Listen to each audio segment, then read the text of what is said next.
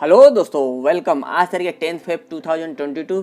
तो दोस्तों result season start है और आज Indian railway finance corporation limited IRFC company के रिजल्ट प्रस्तुत हुए। देखते हैं रिजल्ट कैसे रहे और आगे की क्या रणनीति होगी।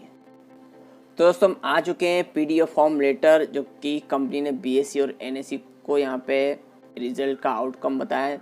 यहाँ पे Indian railway finance corporation limited Statement of standalone unaudited financial result for the quarter and 9 months ended 31st 2021।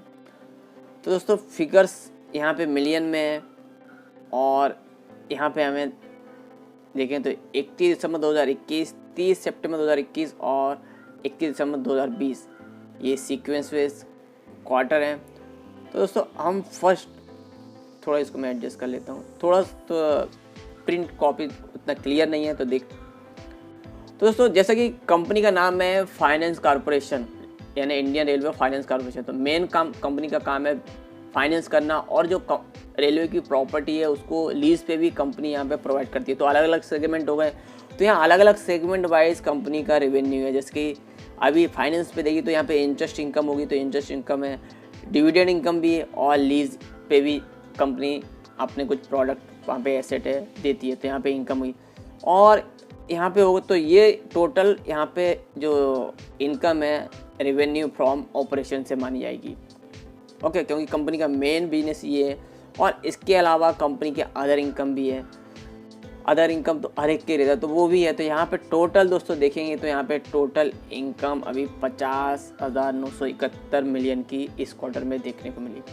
वहीं लास्ट क्वार्टर में 40,900 मिलियन की थी। तो सीधा दोस्तों देखने को मिल रहा है यहाँ 50 यानी 51 आप राउंड में पकड़ सकते हैं और यहाँ 40,900 तो यहाँ 47 पकड़ सकते हैं। तो 47 और 51 तो यहाँ पे इस क्वार्टर में अच्छा खासा इनकम में उछाल देखने को मिला। वहीं दोस्तों लास्ट ईयर के सेम क्वार्टर में दिसंबर 20 में 39,324 मिलियन की यहाँ पे इनकम आई। तो यहाँ पे भी आप देख सकते हैं 39,300 और यहाँ 51, तो यहाँ पे और शानदार ईयर ऑन ईयर बेसिस पे कंपनी के इनकम में अप ट्रेंड उछाल देखने को मिला है। अभी ठीक है, कंपनी की इनकम में ग्रोथ हुई है। अभी एक्सपेंसेस भी देखते हैं कंपनी के कैसे रहे, क्योंकि एक्सपेंस भी कम होना चाहिए तभी इनकम हमें देखने को मिलेगी। अभी कंपनी के टोटल एक्सपेंसेस तो यहाँ पे 35,032 मिलियन के एक्सपेंसेस हुए इस क्वार्टर में। अभी पिछले क्वार्टर में देखेंगे तो दोस्तों 31,885, यानी कि देख सकते हैं आप यहाँ पे कंपनी की इनकम बढ़ी है तो एक्सपेंसेस भी इस क्वार्टर में बढ़े हैं। यहाँ पिछले क्वार्टर में 31,885 थे यानी ऑलमोस्ट 32,000 के थे, अभी यहाँ 35,000 के चले गए। और पिछले साल के सेम क्वार्टर में 28,857, तो यहाँ पे दोनों क्वार्टर की तुलना में पिछला क्वार्टर और लास्ट ईयर के सेम क्वार्टर की तुलना में एक्सपेंसेस भी बढ़े।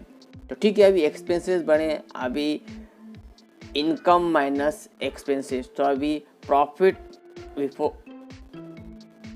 टैक्स 15,939 का यहाँ पे प्रॉफिट बिफोर टैक्स आया है, जो कि पिछले क्वार्टर में 15,014 का था। यानी कि आप देख सकते हैं 15 यानी कि यहाँ 15 राउंड पकड़े और यहाँ 15,939 यानी 16, तो यहाँ पे 15 और यहाँ पे 16, तो यहाँ पे इस क्वार्टर में प्रॉफिट बिफोर टैक्स भी कंपनी का बढ़ा है। एक्सपेंसेस भी बढ़े, इनकम भी बढ़ी है, फिर भी यहाँ पे प्रॉफिट भी इंक्रीज हुआ है।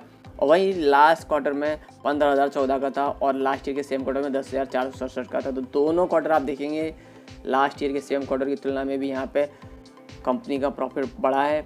यहाँ पिछले साल के सेम क्वार्टर में 10,467 था, अभी 16,000 की रेंज में, और पिछले क्वार्टर में 15,000 की रेंज में। तो दोस्तों यहाँ पे कंपनी ने प्रोविज़न वगैरह टैक्सेस की बताई नहीं है, फिर भी आप देख सकते हैं यहाँ पे प्रॉफिट फॉर द पीरियड जो कि फाइनल फिगर है 15,939 इस क्वार्टर में और लास्ट क्वार्टर में 15,014 यानी 15,000 पकड़ सकते हैं। यहाँ पे 16,000 इस क्वार्टर का, पिछले क्वार्टर का 15,000 और लास्ट ईयर के सेम क्वार्टर का 10.5 आप पकड़ सकते हैं, 10.5। तो दोस्तों आप देख सकते हैं 10.5 लास्ट ईयर के क्वार्टर में था और पिछले क्वार्टर में 15 और इस क्वार्टर में 16। तो यहाँ पे कंपनी का प्रॉफिट पिछले दोनों क्वार्टर की तुलना में ग्रोथ देखने को मिली है। और दोस्तों उस हिसाब से अर्निंग पर शेयर भी देखेंगे तो आप देख सकते हैं बेसिक एंड डाइल्यूटेड 1.22, 1.15 और 0.88 हिसाब से अर्निंग पर शेयर भी इंक्रीज हुआ है। दोस्तों करंट प्राइस आज का 23 रुपये 10 पैसा। आज यहाँ मामूली सा इन्हें अप ट्रेंड में था 0.22% और 50 रुपये का 1 मार्च 2021 को 26 रुपये 70 पैसे का लाया और लो 13 अप्रैल 2021 को 20 रुपये 80 पैसे का और एज ऑन 10 फरवरी 2022 78,01,626 क्वान्टिटी ट्रेड हुआ, जिसमें 29,47,305 जो कि 37.78% की यहाँ पे डिलीवरी उठाई गई है। और दोस्तों चार्ट आप देखेंगे तो आप आज का चार्ट यहाँ थोड़ा एक अप ट्रेंड और दिखा, उसके बाद लगभग फ्लैट क्लोजिंग देखने को मिली कंपनी के शेयर में।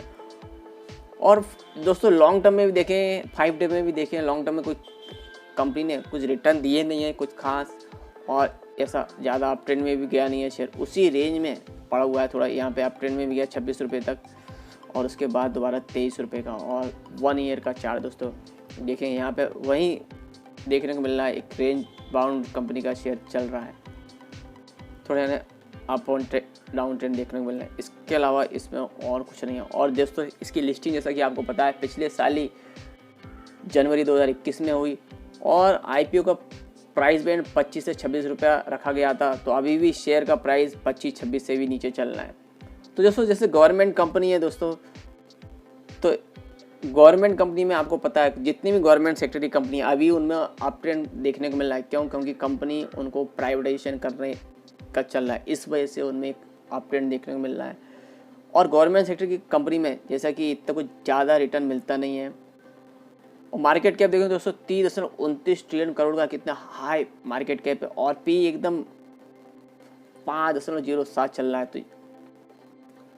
तो यहाँ पे दोस्तों आप लॉन्ग टर्म के व्यू से आप विचार करें तो आप इसमें एंट्री कर सकते हैं।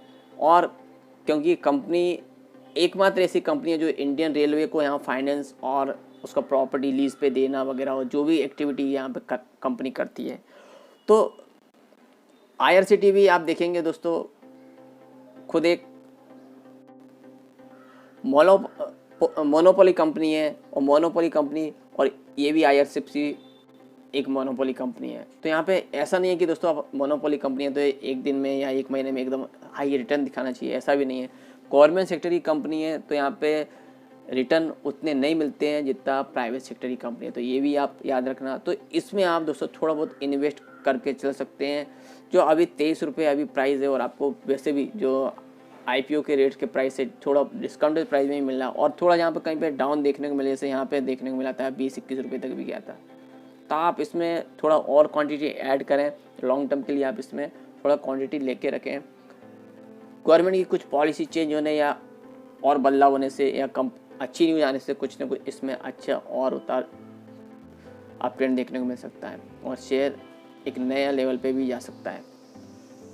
तो दोस्तों और भी अपडेट आते रहेंगे। अपडेट के लिए प्लीज़ लाइक शेयर और सब्सक्राइब माय चैनल।